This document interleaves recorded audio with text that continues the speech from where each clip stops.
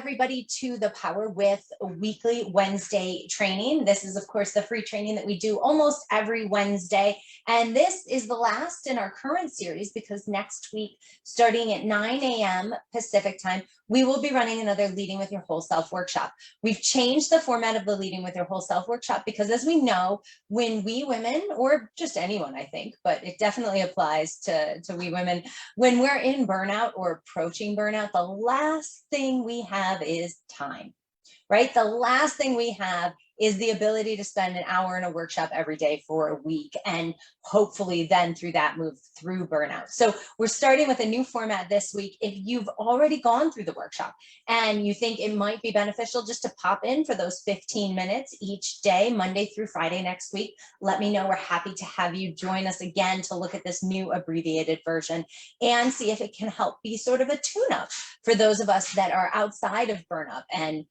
outside of burnout and have moved past that. It cannot ever hurt to have a tune-up, right? We take care of our car proactively so that it doesn't break down on the side of the road. We should be doing the same for the infrastructure that we have built around preventing burnout and enhancing and building our resilience. So if you've already been through the Leading with Your Whole Self workshop, if you feel like you're in a good place, this still might be a good thing for you to pop in on. Now, if you are in burnout or if you're approaching burnout, you definitely want to attend. In just 15 minutes a day, Monday through Friday next week, we will be helping you to move from burnout to fulfillment. So if you need more information on that, please let me know. If you're watching live, go ahead and hit a drop in the chat so that we can see you and I can check in on any questions that you may have. If you're watching later, please go ahead and hit hashtag replay so that I can follow up and make sure we're answering any questions. Today, we're talking about the joy of networking. And I want to start by saying, if you had told me 15 years ago, perhaps even 10 years ago, that I would be talking about the joys of networking, I would have told you you were crazy. I am by nature an introvert. I do like to talk and get to know people. And at the same time, I get really tired and my energy gets depleted when I do too much of that. I joke because I was recently traveling for work. And, you know, even just a 3-day trip, I get home and I just want to sit in the corner by myself. But there are so many incredible benefits to networking, and it starts with connection. You know, back when I was learning about networking and LinkedIn wasn't yet really a thing, you would make connections solely by events, right? Or by people introducing you and then perhaps sending an email where you both got each other's phone number and then you hopped on a call together. Now things are really different. We have the opportunity to network at a much greater capacity because of social media. And I'm talking specifically about LinkedIn and the professional networking abilities there. And so we have to be really considerate about who we're looking to network with. So the first thing that I'd like to do when talking about the joys of networking is to share that networking is about building connection, right? You are not looking to meet someone to get something from them. You're not looking to meet somebody because you hope to be able to ask a favor of them right away. You want to be building your network all the time so that when the time comes that you need a favor or when the time comes that you're actively looking for a job, then you have people to reach out to. You should always be networking. You should always be getting to know people. And because of LinkedIn, you can be doing that. So what are some ways that you could do this? You could calendar block a half an hour once a week where you go through the LinkedIn feed. And if you see something that you like and you see somebody that's commented that makes sense to connect with, and I'll just pause here to talk about who makes sense to connect with. It's nice to have a big network, but it's much better to have a big network of valuable connections, right? So if you do PR for sports teams, chances are you don't have or need a lot of connections in the vaccine community. Just one, very extreme example there. So be thoughtful about who you're reaching out to. And then know that profile. And even without like the LinkedIn Pro subscription, if you are just reading through things in the stream on LinkedIn and you see somebody comment that maybe is a second connection to you, and you see that they are in the same industry, or perhaps there's a shared interest in terms of your volunteer work, or they work in mergers and you work in mergers and they're completely different fields, but mergers are consistent, right? Reach out. Another example of when you can reach out is when you hear people present. I talked with somebody recently who was in a presentation and they said this person said this amazing thing and I loved it. And afterwards I said, well, did you reach out? Did you reach out to connect to them? Did you let them know that their presentation had an impact on you? Get to know that person. These are the types of networking examples that you should see in your own life day in and day out. Again, so that when you need to call upon your network, when the time comes, even that you're reaching out and looking for employees, right? You have a broad network of people that know you already. So I'm going to take a quick pause and just see if there are any questions there.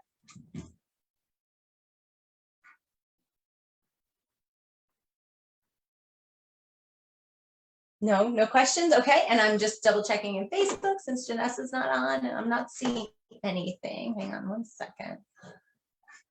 Just leave that. All right. So you should always be networking, and really it's about making that human connection. When you are reaching out to people, you can compliment them on what they've shared on LinkedIn, maybe what they've commented on, let them know what you've agreed with. Maybe you agreed with part of it, but you disagreed with part of it. Maybe you have an article that is of interest possibly to them that you've read recently that applies to what they've commented on. If you're meeting people in person at actual networking events, once we are out and about more, be curious about them, right? Get to know what other people are all about. And it's interesting, I want to say it was in a Dale Carnegie course I took years ago, but the people that reported the most enjoyment of conversations with other people had very few examples of, so I'm doing a terrible job of this. Let me set this up again. They analyzed conversations where both parties thought it went really, really well. And the person that was being approached by the person that was reaching out to network really was making it all about that person that they were reaching out to. They were asking questions constantly and consistently about that person. They were getting to know them, and they were sharing very little about their experience. And as a result, that person felt that they had a wonderful conversation when really they just talked about themselves. People love to talk about themselves. So the more that you can help to bring them out of their shell, or even not a shell, just to find out the interesting tidbits of them, the better you'll be at making the connection. And then once you've built your network, how do you continue to expand it? Well, like I said, it's important that you make a concentrated effort to do that, that you are blocking time on your calendar so that you're regularly reaching out to new people.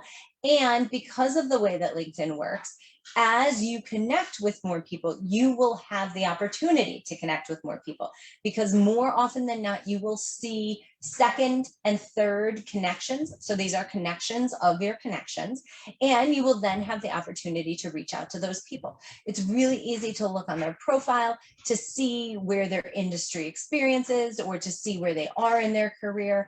And it's a great opportunity to reach out not only to more senior level people, but also to more junior level people, because you have the opportunity to get to know some people, to possibly mentor or sponsor some people. And that comes in handy when you have openings on your teams, when you know of people, or you have a network of people that you can reach out to find a great candidate. That is a far better way of reaching out to potential candidates than going through some recruiter that you may not know or trust yet. So again, all the reasons to be networking on a regular basis. I'm going to pause one more time, see if there are any questions on this so far.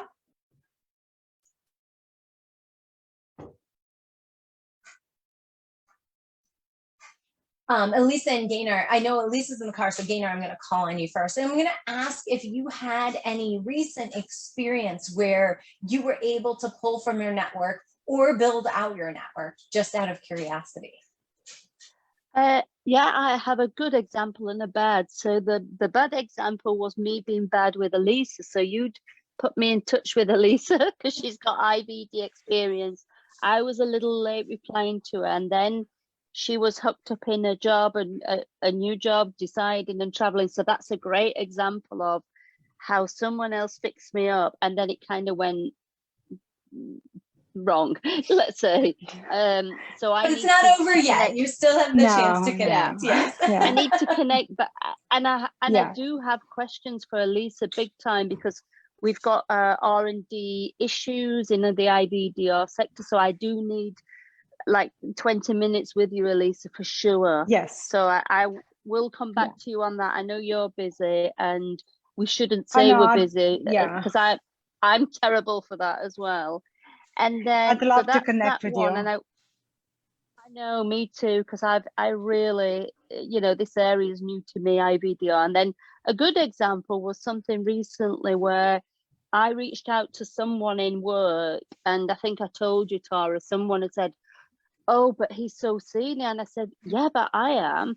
And this now, because I connected with him a month ago, he's kind of like on speed dial, and we are really talking a lot. So today he called me out of hours and said, "Gaynor, can we just go through this final document?" And I know he was like, I was having a good rapport, because he says, "Oh, I'm just going for a meal. I've got 4 minutes left," and blah, blah, blah. You could tell that the conversation had gone softer to out of work conversation. I thought, wow, who knew with somebody so senior? So that's two good examples there. Yeah, no, that's terrific. And you make a great point, because I'm talking about networking, to a broad community outside LinkedIn or outside via LinkedIn. There are, depending on the size of your organization, many opportunities to network within your organization. And that's tremendously powerful. And Gaynor, I'm so glad you brought up that example, because you've put forward a situation where you called somebody because you had to talk to them. You knew that they were the right person to converse with about this topic. You opened that line of communication, and now you have that open line of communication where you're regularly talking to them. The same is true in large organizations, right? Where it may make sense to reach out to somebody who's perhaps in what seems to be a completely siloed department, but it's really important that you talk to them. And why not open that line of communication? Why not open that networking? There's very often, when we work for large organizations, there is very often the chance to grow either, both laterally, or both going up the ladder or laterally, right? Expanding your knowledge base. If you wanted to grow into regulatory and you've typically been in quality, there's an example where getting to know as many regulatory people as possible, not necessarily because you're angling for a job there right now, but getting to know more about it. It helps you to know more of the lay of the land, and it builds up that network so that if the right opportunity comes up, you can open the door for that. So great point that you brought up about the importance of networking even within your organizations. And Elisa, I don't know if you are traveling and unable to speak, but if you have any feedback about networking that you want to give, I'd love it. Yeah, back in the house. Thank you. Yeah, I mean, I've tried, now that I'm sort of trying to figure out exactly what I want to do is, for my next job, I try to be more active on LinkedIn and connecting to people. I'm not active in the sense of like posting anything. So that's the big thing with me. It's like, I don't have that kind of, I don't post anything. That's okay. You don't have to. If you'll notice, when I was talking about LinkedIn, I was not even talking about posting, right? Yeah, no, I read the others and I try to connect, and I have noticed that, through somebody else's connection, you get to see what people in extended networks do. Yeah. But I haven't quite gotten a lot of value, let's put it that way, from LinkedIn yet. And part of it is maybe because I'm not using it right. Well, there's a couple of things there. possibility. No, I think it's great that you brought that up. One, and we already talked about this, you don't have to be putting out material yourself. You don't have to be self-generating content. If you read a paper that you really like, or a review article, or there's a quality journal article, something that really speaks to you, don't hesitate to share it, but you don't have to be putting anything out. Secondly, reviewing the feed and seeing posts that you like. One way that you can maximize who you want to reach out to is if you see a post that really resonates with you, or perhaps is even really controversial, and you're just like, oh my gosh, 262 comments, who's commenting? And if you see some comments that resonate with you, or that you would like to engage with that person further about that, there is the opportunity. So you see the post, and it's not just the person that puts the post that you make a comment to, it is the comments in the post. Check those out, because that is really a whole pool of potential connections that you might get to know a little bit before even reaching out to them. And yes, Elisa, you have this tremendous network, and I know because we work together, you have this tremendous network of people, and you can still be building more. And it will take dedicated time. So I talked about a half an hour. I would actually, if you're in the space where you're actively searching or figuring things out, I would bucket an hour once a week to be doing this, because it takes some time to get in the flow, and you want to maximize that time, right? So if it takes you sort of 15 minutes of feeling crunchy about it and not really enjoying it, you don't just want to do it for half an hour. You want to make it through that 15 minutes and then have like 45 really productive minutes of reaching out. And you might find that 1 hour every 2 weeks actually makes more sense than a half an hour every week, if it takes you some time to get into it, because it is a new skill set and it's not supernatural, right? Right. Yeah, no, those are all very good suggestions. I don't think I dedicate nearly that much time to it. Well, yeah, it's the type of thing where it seems probably odd to block, an hour for LinkedIn networking, but it's really beneficial. It really, really is. And again, you have a tremendous network, and we all can keep building out our networks. There's still always more interesting people to meet and get to know. Absolutely, that's for sure. Yeah. Thank you. So, All right. Yeah. Just another quick example. Today, I was invited to a WHO meeting in Geneva in Switzerland, and I was online. Many people dialed in, but I just thought it was amazing. They were talking about the COVID and SARS vaccine, and they gave all kind of confidential information, which country is doing well, and this is not going away by no means. And it was so good. So what I did, I took a screenshot photograph of all the doctors. I wrote them down, and they even said after, if anyone wants to contact us. And what was surprising about this big meeting, it wasn't in no auditorium in Geneva. They were all at the house. Yeah, there was a kid in the background, and I thought, oh wow, this is pretty amazing. And then at the end of it, they said, and the WHO, this is a two-way thing. It's not just us telling you, we need input from people like you. So I thought that was amazing today to meet those people. Yeah, it's so phenomenal what organizations have been able to do. In a way, it's frustrating that, and I think about specifically South by Southwest, where people were petitioning for years to allow more accessible options. So for people that needed the ability to see these presentations remotely, they needed that because they couldn't physically be there. That was never an option. Now these things are an option, and now these conversations are happening remotely. And it's true that it doesn't quite give you the same level of experience as being in person, right? You don't make the same connections when you're networking remotely.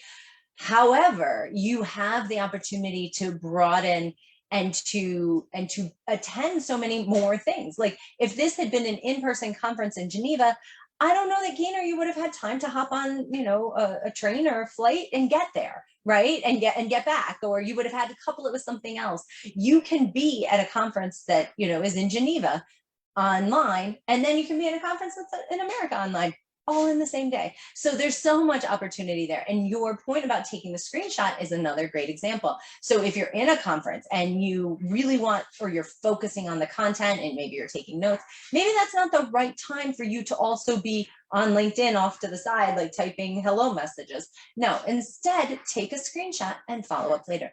But what's going to be important is that you block it in your calendar so it doesn't just become one of 1,000 screenshots that you've got no idea why you have, right? Right. Well, Excellent. Elisa's first anyway. Yes. So that brings me to another point that I have for networking and sort of the joy of networking. And this is, you know, sort of funny because you two are both right here, but it's true anywhere. When people introduce you to someone and you follow up with them, if they don't reach out to you, follow up again. You don't have to be annoying, right? But you do want to be persistent because chances are they are busy, right? Everyone's busy. So in the event that somebody puts you in contact with somebody that they really want you to meet, and you send that person an email and you get nothing, don't give up. Keep networking. You know, maybe when you send the email, put a flag on it that if you don't see a response in 3 weeks, you're going to send a follow-up email. Or maybe at that point you'll call the person or you'll reach out to them over LinkedIn. Try different methods of communication. Don't be aggressive, but be assertive, because we all get really busy.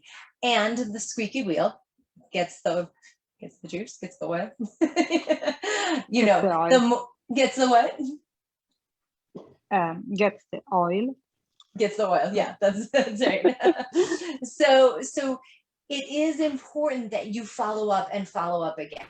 And then you also want to, once you're talking with someone, try and find out their passions, right? You might be connecting with them because of work, but you also want to get to know them on more of a personal level if it feels appropriate. You might want to know what they do outside of work.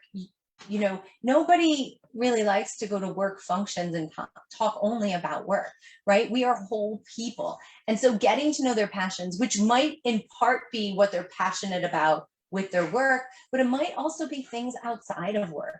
You know, you can find out that you have maybe connections that they would love to get to know about some pet project that they have has nothing to do with their LinkedIn work history, but actually has to do with their volunteer work or what else they're working on that they're passionate about.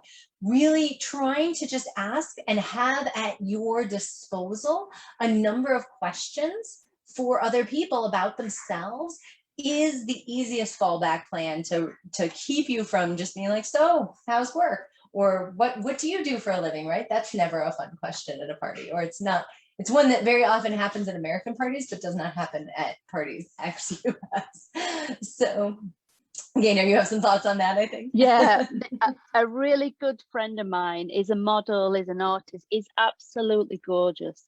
And I remember we used to go out in the art scene, and many girls would throw themselves at him and they'd go, oh, what do you do to him? And he always said, many things. I love that response. I just love it. That is a great response. I love that too.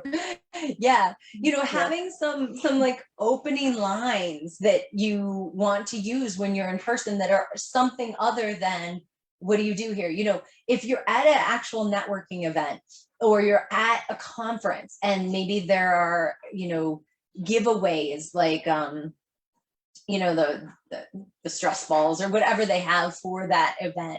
You might even be able to make some sort of joke about what the giveaways are, or, yeah, it's good they gave us a stress ball because getting from one conference or getting from one of these meeting rooms to another is really stressful and hard to do on time. Thinking about things that might be somewhat canned, but a line that you could use over and over again will make it that much easier to say something to a stranger, right? And I love the many things. Yeah. And then finally, you know, curating and deepening your network. So as I said, it's great to have a lot of connections on LinkedIn but it's so much better to have a lot of quality connections. So periodically go through your connections and call, right? If there are people that you're connected to because they reached out to you 5 years ago and you actually went to high school with them and you've never talked to them since, get rid of those people. Like, you don't need those connections in your LinkedIn, because they are also putting forward, because of your connection to them, they're putting forward secondary connections that might have nothing to do with you. So don't hesitate to call your network. And then by doing that, you actually get deeper in with the people that you really want to connect with. And if there's been somebody that you loved working with that you haven't talked to in a decade, or longer, reach out, have a virtual coffee with them, right? Everybody's doing virtual coffees still, even though more of us can get together face to face. We're still doing a lot of virtual stuff. So take advantage of it, right? Deepen your network by culling, and after curating, then working on those secondary connections and reaching out. Try and have coffee with someone once a week. It's not a hard thing to do. It might be a hard thing to start, but once you start practicing, as with anything, as you know, I like to preach about practice. As you start doing it, as you start practicing, it's going to become easier and easier. Just pausing again and seeing if there are any other questions or thoughts on that. I used to have a coffee, with my clinical colleagues, not in my department, and we'd go out of the building, and I do really miss that just walking outside the office. And yeah, maybe I should do that with certain people and start that back up, because I've got quite a good network, and I do miss people, and I do think about them. And we're all getting older, aren't we? That's the thing. Time does not stop, right? Yes, exactly. Even just 15 minutes, right? It might feel like, oh my gosh, I haven't talked to that person in a decade. How am I going to reach out for just 15 minutes? But just say, I know we're both busy. What if we hop on the phone for 15 minutes, or meet for coffee for those that you can, or take a walk together virtually, right? If it's somebody that you knew really well and it's been a while, take advantage of it. Try and have fun with it. That was going to be my final statement about this is find joy in networking. There's a reason I use that term for today's session. We humans crave connection, right? And we can learn so much about other people. When other people are the most interesting people you meet, you are memorable to them, you learn more about them, and they love the connection that you've already generated. Yeah, I totally agree with that. Awesome. Well, thank you, ladies. Are there any other questions? Should we shift gears? Anything else that anyone wants to talk about today? Just, the app Clubhouse. Yes. I know you said watch out on that, Dana, because there's people saying bigging themselves up and they're not really, experienced or whatever. I actually got a few names off that, who I haven't reached out to, but I was listening and I was really interested what they were saying about data analysis and things like that. So these were people out of my sector. They were in Netflix programming, things like that, but the talks were so good, and that was all down to you. You sent me the invite, so I don't, I like to try new things as well. I just thought I'd mention that. That's great. And you bring up a really good point. And, you said that these are people that are not in they're not in clinical research or drug development. However, they are in data management. Yeah, exactly. And they even said that. They put that in the title, we are data managers or something. And I was like, ting, wow. Right? No, that's wonderful. And that's great. And now if you've enjoyed those people's talks, you can reach out to them on LinkedIn and tell them that you enjoyed their talk and get to know more about what they're doing. And, too often industries are isolated, right? There's so much that we can learn because there are commonalities across our industries, right? Data management transcends just clinical research, it transcends to other industries like Netflix. And also, who knows, maybe in time, you might want to move towards more of the entertainment data management aspect. Well, it would be great to know these people, right, ahead of time. And so it opens up so many worlds for us. And when we can look at that, sort of that selfish, it opens up so many worlds for us. And it gives us the opportunity to really get to know other people. Networking can just be really enjoyable. I agree. That's awesome. I'm glad Clubhouse has been a benefit there. Yeah. Great. All right. Anything outside of networking that anybody wants to talk about today? Of course, we do our weekly Wednesdays with like a set agenda, but once we're done, you're welcome to bring up any ad hoc coaching topic that you might want to talk about that you're comfortable sharing with the group, obviously. I might, I can bring it up to this group, or I can just set up a separate call, and definitely I'll discuss it with Gaynor when we connect. Is kind of the process of, I'm trying to decide what I want to do, like with this company I'm consulting right now, and they are sort of not pushing me, but they keep asking you, so are you joining us? Are you joining us? Are you joining us? And I'm just not convinced that that's the right thing. So, how to manage that? I'm finding it a little difficult to sort of like continuously just push it off to like, well, I'm thinking about it, or this and that, short of saying the absolute truth of what I think, that maybe that's the answer. Otherwise it's like carefully navigating some sort of a line between what I need, what I want, and what the company needs, and what my boss wants, and stuff like that. So right. Yeah. Can I ask you some questions? Of course. All right. So I want to set the stage and make sure I'm right in my understanding of the situation, high level. And that's that, you are working as a consultant for this company almost exclusively, right? Yeah. And they're paying bills, which is great. And you're not sure you want to be there permanently because you have some very real reservations about the knowledge that's within the company, as well as a prior situation that you went to where you saw similar things, but you were an employee and it didn't turn out well. Correct. And is that all proper? Add to it. Yeah, and there are a few more things, like their corporate structure, like the organizational structure is it just doesn't sit right with me. And I just don't, and it's not a matter of not wanting to try something new, it just does not make sense. And I can't make a sense of it. That's maybe the problem as well, where I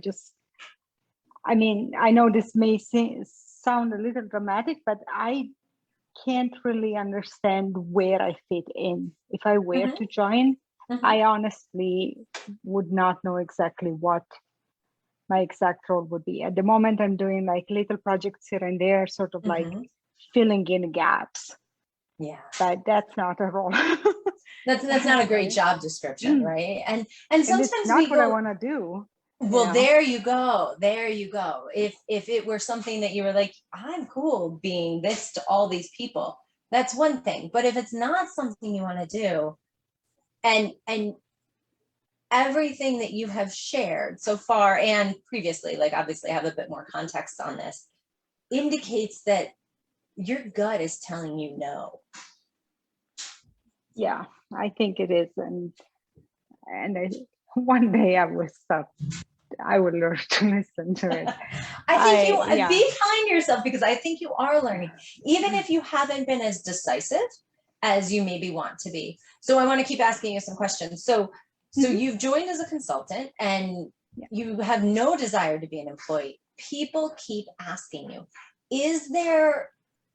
do you think from their end, is there the assumption that you will move from consultant to employee? Oh yeah. Okay. Yeah. I mean, for my future boss, when I said, okay, let's start with consulting, I was like, oh, that's fine. And then he keeps asking, like, so when you join, when you join, we will do this. When you join, we will do that. So clearly he is in the mindset that it's just a matter of time. And I'm not convinced that that's the right thing for me to do. I just don't want to find myself 3 months from now or 6 months from now having to look for another job and sort of telling myself, well, you saw the writing on the wall, right? You knew this. And yeah, it's, you know, there is also a lot of like, you know, the situation with the C levels, like they do have a COO, but it's unclear what he wants to do. So this role would be like a VP of operations. And, you know, if this were like a, you know, 100 people company or 200 or something like that, I can possibly see having 2 levels. But otherwise, it's just like, so who's doing what? Right? Who's responsible for what? And it's just so unclear to me. And R&D is split between 2 people, but then one it's behaving like, you know, the CSO. So, and then, you know, my future boss is like, no, but you can take care of R&D. I'm like, no, it's just too many cooks in the kitchen already as it stands. So I just cannot understand exactly how I can properly fit in. That's also one of my biggest concerns. I think you have a lot of very real concerns about this, and you've been able to articulate them. My other question for you is, do you think that if you tell them that you are not interested in becoming an employee, that you want to remain a consultant, do you think that the consultant opportunity will go away? Yeah, I think they will try to hire for that position that they are trying to put me in, and or hire a couple of people in different roles to cover those gaps that they have. Because it doesn't make sense to actually have someone in the role that they're offering you. Yeah, exactly. Yeah. And then the CEO may or may not decide to stay or leave or do whatever he wants to. So if that happens and the current one decides to leave, then they will probably try to hire for a COO. They are also hiring for a CTO. And again, this is a 20 people company. It's like they're very top heavy, they sound, right? All those people are just going to be in conflict with each other. They're going to step on each other's toes. They have one product. Yeah, right. Possibly. So it's just I just don't understand their structure, and it honestly also the type of people that they've hired so far. And I saw this also at the previous company from the same group. It's just like they target a certain kind of people that is not the type of people I like to work with, because a startup company is very different from a 500 plus employees company. The mentality is very different. You can't be thinking, at least in my perspective, you can't be thinking like Google when you're going month to month. I'm sorry, but no, it's just like it's the reality, right? Yeah, it's very much the reality. Hiring somebody that is like, Google equivalent former executive to run a startup that can barely survive. It's just, it just doesn't make any sense to me. But it's like, oh, it looks good on paper. It's like, yeah, it may look good on paper, but these people are not gonna do what the company needs. It's maybe not as glamorous to just get somebody that knows how to deal with a small startup, but maybe that's what you need right now, and that's not their mindset. Interesting. Their mindset is like, oh, let's get somebody that's like a big name. Right. Like, okay. and then they end up leaving, right? Because it's like, no, this is taking too long, and there are no resources. I'm like, yeah, welcome to the startup world. We don't have infinite money, and it's just the way it is. So I don't know, it's all those kind of things. Well, it sounds as though I think you are very clear with yourself, and you simply need to acknowledge that you're in this consulting job so that you have money coming in while you are actively looking for another job. It also sounds like you can't ever tell them to stop asking you when you'll be an employee, right? Right. So you have to play that game if you're going to do it. If you're going to remain a consultant for them, You have to play that game a bit and tell them you're not ready to join yet. And that is to a degree the truth. You're not ready to join yet. You also may never be ready, right? Unless there's a significant overhaul in how they're thinking and what they're doing, in clarity of your role, in who they're hiring, it's not the right gig. So a simple like, it's not the right time yet for me, or I'm not ready to join yet. You might have to say that every day. And you might need to say, all right, this has been bothering me. I need to figure out a way to not let it bother me, right? Maybe every time I get asked that, I make sure to block the next 2 hours to be active on my job search because I don't like this feeling. And so, you know, acknowledging that you experience this feeling, and many of us tend to be people pleasers, right? And it's flattering to have a job offer, you know, that is maybe great appearing on paper when we're actively looking. Of course, that meets our needs, right? No, not necessarily. And you have, through your experience, more discernment, and you're utilizing that. So, you know, own what you've learned and embody it. And yes, you might have to deflect every day. And if it's making you really uncomfortable, up your job search. What's hard to do sometimes when you're consulting and actively looking is prioritizing actively looking, but you need to be doing that if this isn't a long-term game for you. Right. Yeah. And just a quick reality check with you ladies, just because I want to make sure that I'm not kind of like asking for the moon here. It is a valid concern that I cannot understand my role and how I would fit into the group, right? It's not just me Very being crazy. valid. Very valid. As you said, you know, if you tell them no, they may be hiring 2 different people in 2 lower level roles to patch in what you've sort of been bridging, right? And you've also previously been in a situation where you didn't know what your role was going to be, and it didn't go fabulous, right? Right. Yeah.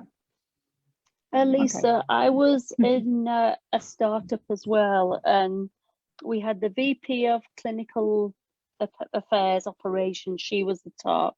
They hired someone similar in the EU, but when the EU wanted to do anything, the US one kind of led. So that was fine. And then just one day out of the blue, they hired a CEO. So obviously, CEO is higher than these 2 VPs. And within 2 months, the CEO had fired the head US VP. And it just came completely as a shock to us all. And my recommendation for you is you can hear it in your voice. Your gut is never wrong, let me tell you. You need to get out of there for sure. Yeah. Cool. Thank you. Thanks for sharing that. Yeah, it's I don't know, some of those companies are just set up in some interesting ways. And some of them I just don't recognize myself in, right? It's not a problem of being flexible and doing multiple things. Again, the vast majority of my career has been in startups, so I can't imagine that is my issue here. You know, I have no problem with doing, you know, 3 different things at the same time, none of which has really connected to each other. I've done it all the time. And in fact, that's one of the reasons why I like startups, because I'm not just doing only one thing day in, day out. But this one feels different. This one feels like, especially at the moment, it's just like, oh, we have nobody here, so why don't you do that? And then, oh, I'm gonna get rid of this other person, so why don't you take care of that? It's like, okay. You know, that's not a role. No, it's definitely not a somebody else's job. Yeah, unless it's like the title of cleanup or something. No, it's not a role, It's like, right? yeah, I can probably do all those things, right? Or I can figure out one way to do it. That's okay. But there is no definition really in the company. No, for that. definitely not. And I'm thinking about, because what you were just saying to me, and I'm sorry, I'm trying to call it up as we talk. What you were just saying to us about, you know, it's not that I can't do, you know, multiple things. It's not that I am against being nimble, and these aren't your words, of course, I'm paraphrasing. Sure. But through your saying that, I'm sensing that you feel like you have to justify that this isn't the right job, but it's not because I'm not these things, because you feel that by turning down the opportunity, you are saying, oh no, I can't do that, when you know you can.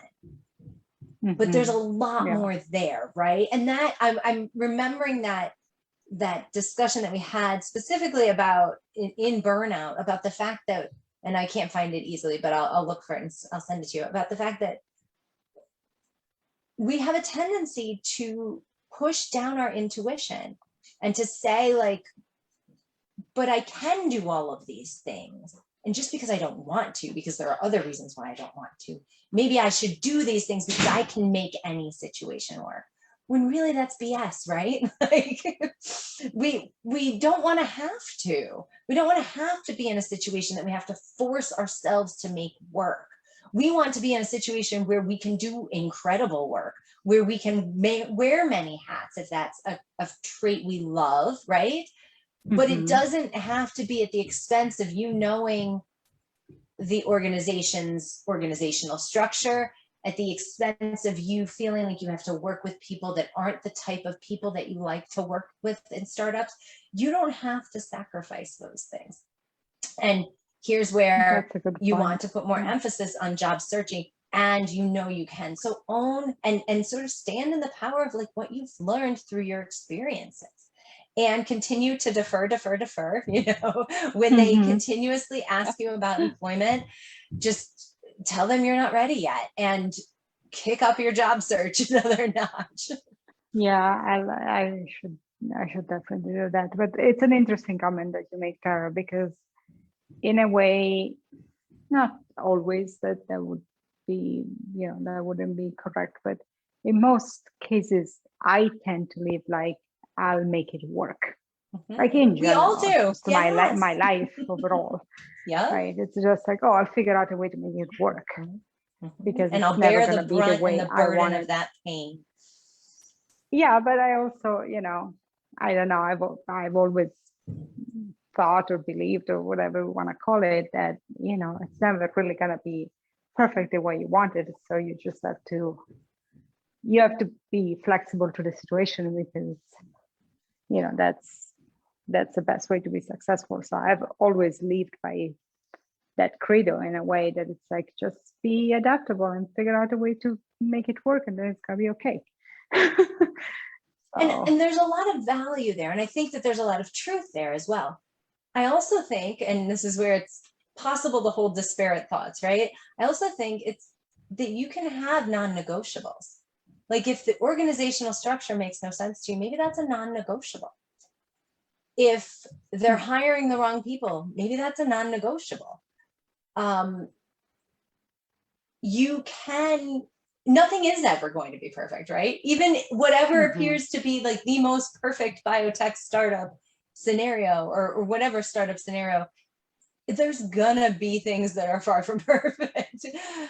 However, if you've got non-negotiables, and I think you've got a few that you've experienced already and you don't want to experience again, and you're seeing red flags for, don't force your way through that. Recognize that there's going to be imperfections other places that don't also meet your non-negotiables. Gaynor, what are your thoughts there? I'd forgot now. I was listening. Sorry. I was going to say something. I just feel a little bit of, I want to push Elisa to say, how long is your contract? You know, like, sit it out. If it's just another month, is it a rolling contract? If it's not, ask them to do that. Just, I'm just thinking to help you to get out, because it just doesn't sound right.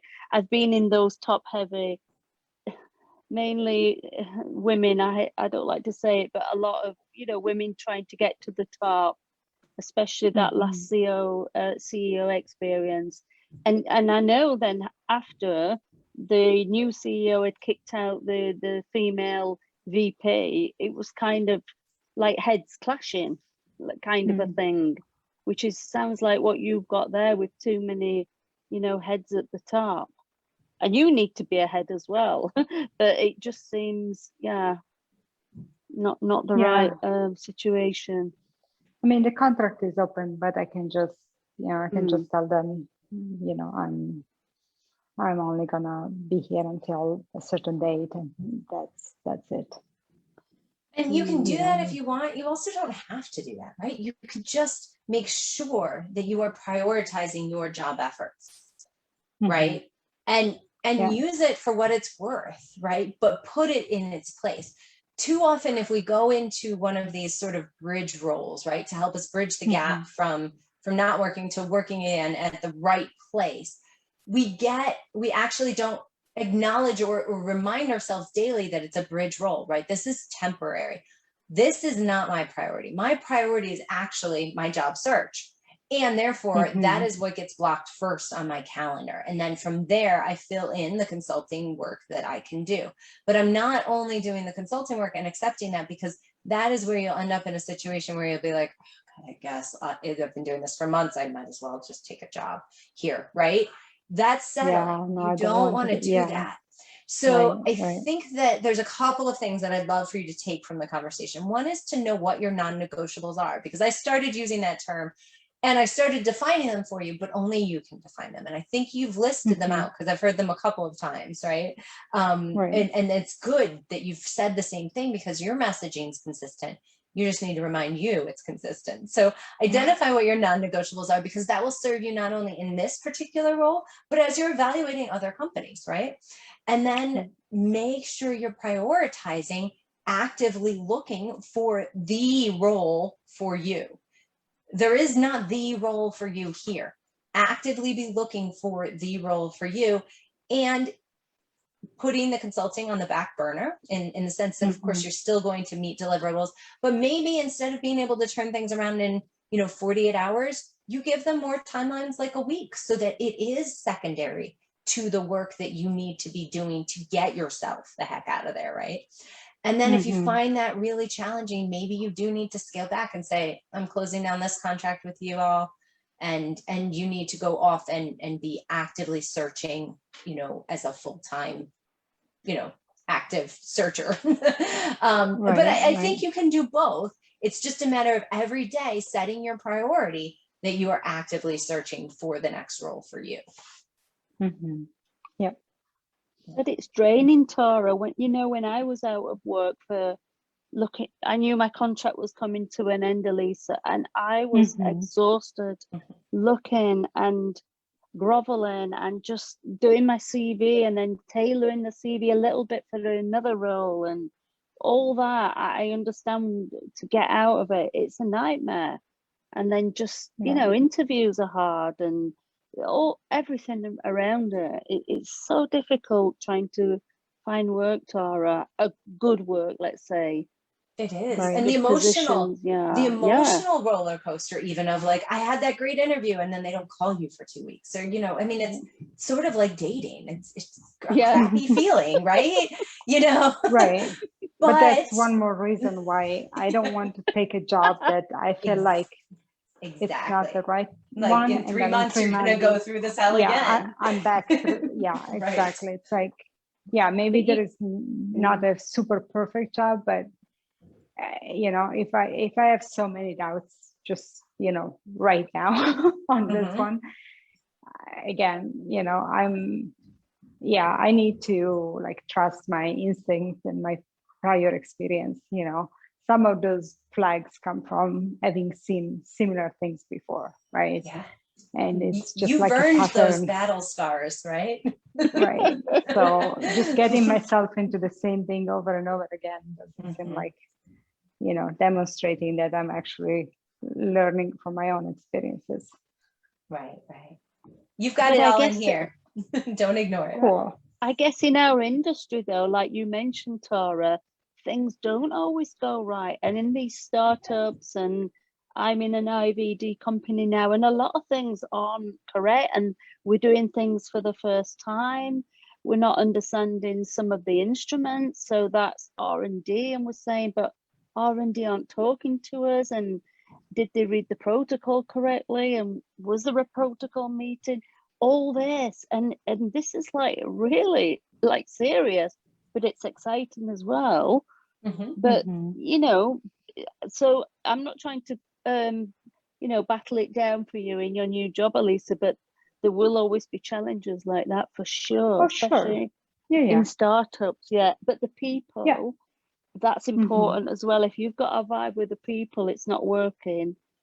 Ooh, that's a biggie. So my situation where I am, I've got all those, there's not so many processes and things, I've got to set them up, but the people are good. That's the difference. And people are helping and they want to, you know, like next week I'm doing a live workshop face to face with like 5 heads kind of things, because we have to get this sorted.